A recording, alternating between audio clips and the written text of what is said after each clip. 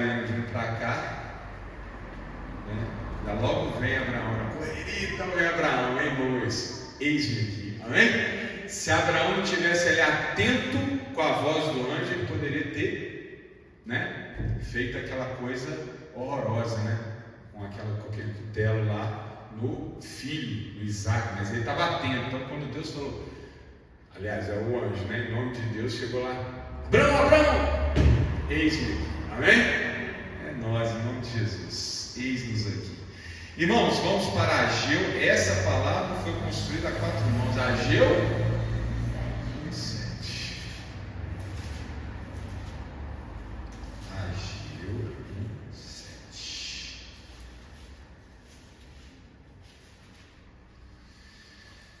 Em nome de Jesus, nosso Deus de maravilhoso poder.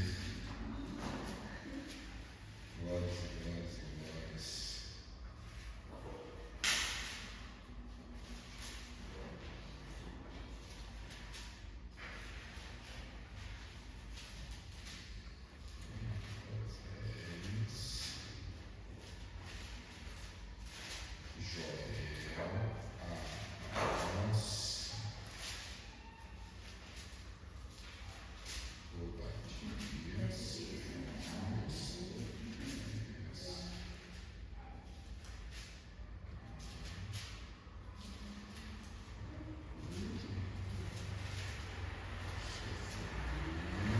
Ageu 1:7. Amém?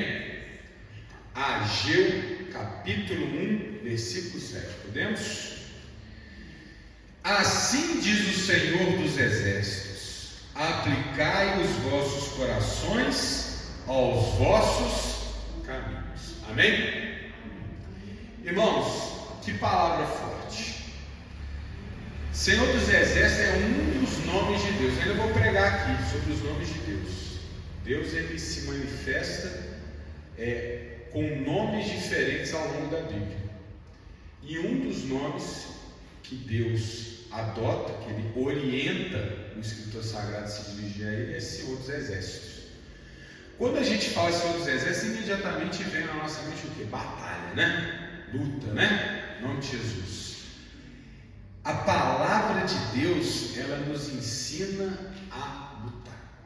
Ela nos ensina a combater. Combater o bom combate. Um combate que começa contra nós mesmos. Como assim, pastor? Contra nós mesmos, contra as nossas disposições íntimas, aquelas disposições da carne que nós temos que abandonar. E termina no combate que abençoa as outras pessoas. Amém? As lutas espirituais. Ela passa pelo ensino da palavra, ela passa pela orientação e ela passa, sobretudo, pelo bom testemunho. Amém? É uma luta. Nós estamos nesse mundo, não é de passagem, nós estamos nesse mundo é por uma luta. Amém? Isso aqui é um campo de batalha. Jesus Cristo é rei, sentado no seu trono de glória nas alturas, à destra do Deus Pai Todo-Poderoso. Nós temos mais ou menos uma imagem de onde Jesus está. Por quê? Porque Deus nos mostrou o tabernáculo e o desenho do templo. Ele é uma figura daquilo que realmente existe nas alturas, lá onde Deus habita na eternidade. Jesus está ali, governando o mundo. Mas aqui, nesse planeta, não é todo mundo que aceitou a autoridade de Jesus. Tem gente que ainda está submetido à velha ordem, a ordem que acabou com a cruz, a ordem do domínio de Satanás. Nós pregamos recentemente sobre Jó. Satanás, quando foi figurativamente, que a gente não sabe se o livro realmente conta uma história real ou se ele é uma alegoria, mas o livro de Jó fala, né, que Satanás, o acusador, esteve na presença de Deus e disse: eu estava passeando pela terra, estava rondando a terra. Rondar, quem ronda? É o policial, né? Tomando conta. A terra era dele. Por quê? Porque Adão entregou. Não era para si. Adão entregou. E Jesus veio justamente para quê? Para pegar de volta o cetro roubado, arrancar a coroa de quem nunca deveria ter tido. Então, o mundo ainda jaz no maligno. Ou seja, Satanás já está derrotado. Nós já sabemos, o Apocalipse deixa isso indiscutível. Jesus nos revela isso, né? O porvir, os dias que virão. Ele já disse, Satanás está derrotado. Mas infelizmente ele ainda resiste. E infelizmente a sepultura, o inferno que foi feito para Satanás vai levar muita gente. Por quê? Porque essas pessoas resolveram, decidiram não seguir o rei que tem a majestade legítima, mas resolveram seguir aquele que é rebelde, aquele que se sublevou contra o poder de Deus, aquele que infelizmente ainda não tendo o direito de governar, governa de fato a vida dos que estão em pecado. Então, por isso, Senhor dos Exércitos, nós estamos na luta, amém? Esse mundo é um campo de batalha. E a gente está lutando para quê? Pela salvação, não só nossa, das pessoas que amamos, dos nossos conhecidos e até dos inimigos, amém? Porque os inimigos da terra não são os inimigos de carne e sangue, são inimigos espirituais que usam as pessoas. Amém? Por isso que nós temos que exercer misericórdia o tempo todo, meu irmão. Não é fácil, mas nós temos. Ah, mas aquele irmão fez uma coisa errada. Ah, mas aquele fulano me olhou de mau jeito. Mas aquele ciclano tentou me prejudicar. Irmão, esquece. Não é ele, não é ela, é o diabo. Se o diabo até fala no nosso ouvido, quanto mais que estão na presença de Deus, tenta nos perturbar, quanto mais naqueles que ainda não encontraram a luz, que estão na confusão. Amém? Então eu tenho que perdoar. E se te incomodou, meu irmão, ora pela pessoa. Amém? É isso que nós temos que fazer. Orar, abençoar. Então vamos lá, a palavra diz: assim diz o Senhor dos Exércitos, aplicai os vossos corações aos vossos caminhos. Irmão, essa palavra aqui é para nós que já conhecemos o caminho. Quem que é o caminho? Quem que é o caminho? Quem que é o caminho, Mariana? João 14:6. Oh, glória. Essa palavra aqui foi a 4 mãos. Glória a Deus. 4:6.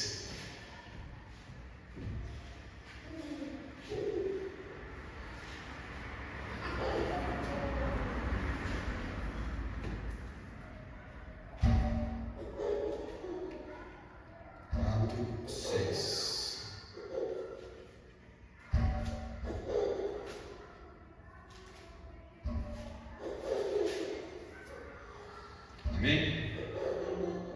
Vamos lá. Quem que é o caminho? Disse-lhe Jesus: eu sou o caminho, a verdade e a vida. Ninguém vem ao Pai senão por mim. Glória a Deus. Então, onde é que nós devemos aplicar o nosso coração? É em qualquer caminho. Ah, meu caminho é ser empresário. É nesse caminho que eu tenho que aplicar meu coração? Não, meu papel, eu sou pai. É aqui que eu tenho que aplicar meu coração? Ah, não, eu sou, eu sou político. É na política que eu tenho que aplicar meu caminho? Não. Que eu tenho que aplicar meu coração? Não. É Ele que é o meu caminho? Não. Primeiro é Cristo. É ali que nós temos que aplicar o nosso coração. É nesse caminho que nós temos que aplicar o nosso coração. Porque, meu irmão, sinto muito, mas provavelmente todo mundo vai te decepcionar. Todo mundo. Por quê? Porque nós estamos num mundo rodeado de pessoas imperfeitas, a começar por nós. Nós vamos decepcionar as pessoas. Não adianta. Às vezes você está achando que está fazendo tudo certo, mas você vai decepcionar alguém. Você não contava com isso, mas você vai decepcionar. Não adianta. Então, se até nós que podemos controlar, porque a gente só pode controlar uma pessoa na vida, nós mesmos. Se até nós que somos controlados por nós mesmos, e às vezes olha que a gente pensa muito antes de fazer, antes de falar, a gente decepciona. As outras pessoas vão nos decepcionar. O que nós temos que fazer? Botar o coração das pessoas? Não, essa é a fórmula do fracasso. No mundo nós vamos ter frustrações. Claro que vamos. Ah, eu queria ser o melhor advogado do planeta. Aí consegue ser o melhor advogado do Brasil. Estou frustrado, não sou do planeta, só sou do Brasil. Ser humano também tem essas coisas, né, irmão? Ah, mas eu quero ter 1 milhão. Ah, eu só tenho 500 mil. Ah, e vamos falar a verdade? Eu quero ter 1 milhão. Chega no 1 milhão, 1 milhão é pouco. Eu quero ter 2 milhões. Não é assim? Ô, irmão, isso é verdade. Tudo na vida não vai ser completo. Por quê? Porque nós não estamos na perfeição. Nesse mundo nada é completo. Tudo é um vir a ser. Tudo é um caminho. Amém? É uma passagem. Então não é nessas coisas que nós temos que colocar o nosso coração. Nós temos que colocar o coração não é no que vai passar por nós. Nós temos que colocar o coração no verdadeiro propósito da nossa existência. O caminho é Jesus. Seja bem-vindo, irmão. Paz. O caminho é Jesus. É nele que nós temos que aplicar o nosso coração. Vamos voltar lá então em Ageu, 1,7. Assim diz o Senhor dos Exércitos: aplicai os vossos corações aos vossos caminhos. Jesus Cristo é esse caminho que nós devemos aplicar no nosso coração. Ele nunca vai nos decepcionar. Jesus Cristo nunca vai nos desamparar. Jesus Cristo nunca vai virar as costas para nós. Pelo contrário, Ele é um intercessor. Ele é que olha por nós para fazer a conexão com Deus Todo-Poderoso. Mistério, a gente não sabe como isso funciona. Mas é verdade que Jesus é aquela parte de Deus que aceitou pisar na lama desse planeta. Que aceitou vir aqui, viver como a Bíblia nos ensina, todas as vicissitudes de uma existência de corpo. A Bíblia nos ensina, Jesus, Ageu 1,7, amém? A Bíblia nos ensina que Jesus teve fome, teve frio, teve sede. Jesus foi até tentado, Jesus sofreu. E Hebreus nos explica, isso tem um propósito. Jesus estava por Deus sendo preparado para se tornar rei. E a sua intercessão passa justamente pelo fato de ele saber a dificuldade de ser humano. Depois ler lá em Hebreus. Hebreus explica isso para nós. Jesus esteve nesse mundo para viver, para experienciar a realidade no corpo. E quando ele sobe nas alturas e se senta ao lado do Pai, ele tem todas as condições de ser o grande intercessor, o elo de conexão. É ele que reconcilia criatura e criador. Amém? Então ele não decepciona. Ele é o único que não decepciona. Ele é aquele que quando você está sozinho, ele está contigo. Ele é aquele que quando a tua mente está te traindo, está sussurrando no seu ouvido dizendo: força, levanta, anda, reage. Ele é o que está contigo mesmo quando você está errado, porque Ele te ama e Ele é misericordioso. A gente erra, decepciona, mas Jesus ainda se revela. Amém? E Ele está com a gente o tempo todo. Irmão, mistério. Como? Sabemos que o Espírito Santo está aqui, né? Dentro do coraçãozinho de cada um. Amém? Aqui no coração. E Jesus está aqui do lado, falando no nosso ouvido: força, coragem, vai para cima, não desanima não, para de pensar isso, não é, essa daí não é para você não, a tua é melhor, vai para frente, amém? Aplica o teu coração, os vossos corações ao caminho de Jesus Cristo. Vocês sabem que o cristianismo, o primeiro nome que o cristianismo teve, vocês sabem qual que é, o irmão Luiz sabe, qual que é? Caminho, amém? Ele era chamado de o caminho. O quer dizer, não é um caminho, o caminho, o único caminho. Como é que eu não disse? Artigo definido. O caminho, não tem dois, amém? O caminho. O nome das primeiras congregações cristãs eram definidas desse jeito: o caminho. Olha como é que a palavra é importante. Agora, irmão, eu quero fazer um link com a pregação de sexta-feira. Por quê? Sexta-feira nós conversamos sobre a escada de Jacó. Todo mundo conhece a história, né? A escada de Jacó, aquela escada que Jacó, saindo de Berseba, indo em direção a Arã, ele para no caminho, deita sobre uma pedra e sonha com uma escada que ligava a terra ao céu e de onde os anjos subiam e desciam, conectando nosso mundo ao paraíso, a transcendência onde Deus habita. Olha que lindo. E aí, não, às vezes a gente não se dá conta. A gente fala o caminho, Jesus é o caminho, Jesus é o caminho, Jesus é o caminho. E às vezes, isso acontecia comigo também. O que a gente pensa? A gente pensa que é um caminho, uma estrada, né, reta, né? Talvez até aquela,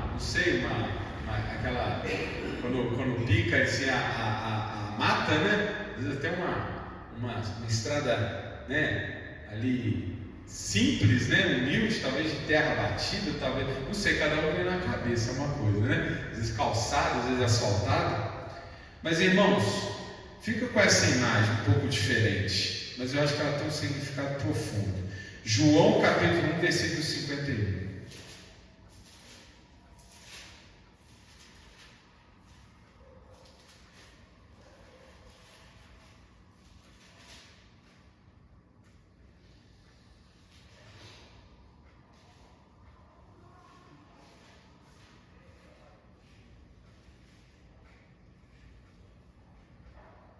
Amém?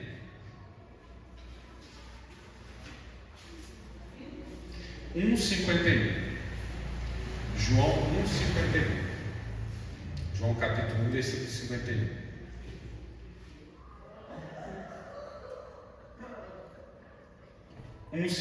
Amém? Podemos? E disse-lhe, Jesus, né?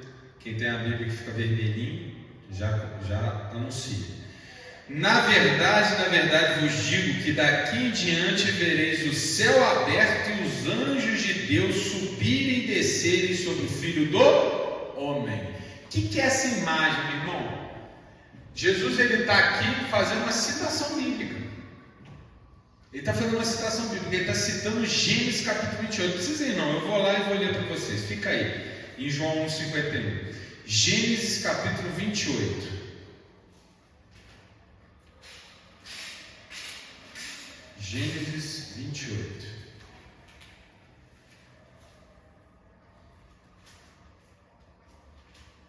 Olha o que diz aqui.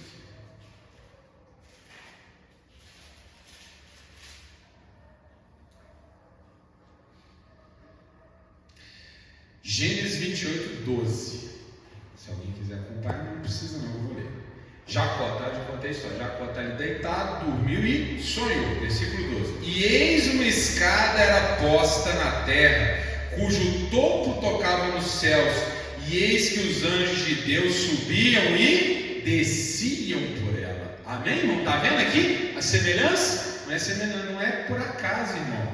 Olha lá Jesus falando. Na verdade vos digo. 1,51. João 1,51. Daqui em diante vereis o céu aberto e os anjos de Deus subirem e descerem sobre o Filho do Homem. Amém?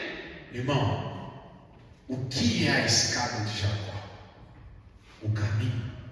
O caminho que tira da terra e leva para o céu. E essa escada que é o caminho é Jesus. Amém? Então, desde que o Espírito me iluminou nessa passagem, que eu parei de imaginar Jesus como um caminho, uma estrada asfaltada. Porque às vezes o irmão pensa numa estrada pavimentada, às vezes o irmão pensa ali numa ruela de chão batido. Eu pensava numa estrada asfaltada, até com aquela faixa amarela no meio, né? Era assim que eu via Jesus, com um fundo ali meio escuro que eu não conseguia enxergar o final dele. Irmão, agora eu vejo Jesus como sendo um outro caminho. Irmão, se eu quero subir ali no mezanino, não tem que subir escada? Escada é o caminho, não é isso? Não é isso? Se eu moro no quarto andar e não tem que subir escada? Escada é o caminho que me leva para casa. Jesus é o caminho, mas ele não é uma estrada reta, ele é uma escada que leva a Deus. Amém?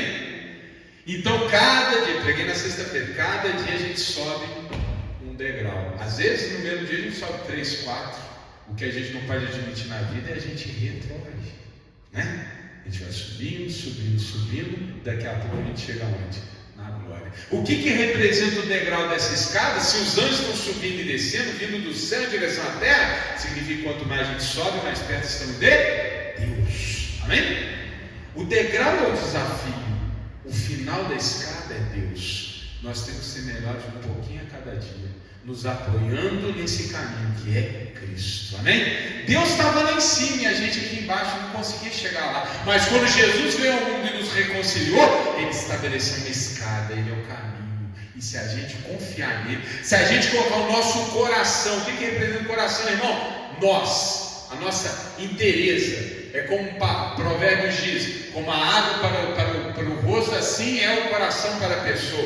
Vamos atualizar: como o rosto é para o espelho, assim é o coração para nós. Ou seja, somos nós. Se nós aplicamos a nossa vida, o nosso eu, a nossa verdadeira essência em Cristo, irmão, cada dia a gente estará mais perto de Deus. Jesus é o único que não decepciona, meu irmão. Vamos confiar nele. Amém? Glória a Deus. Dá aquela salva de palmas para o nosso Deus.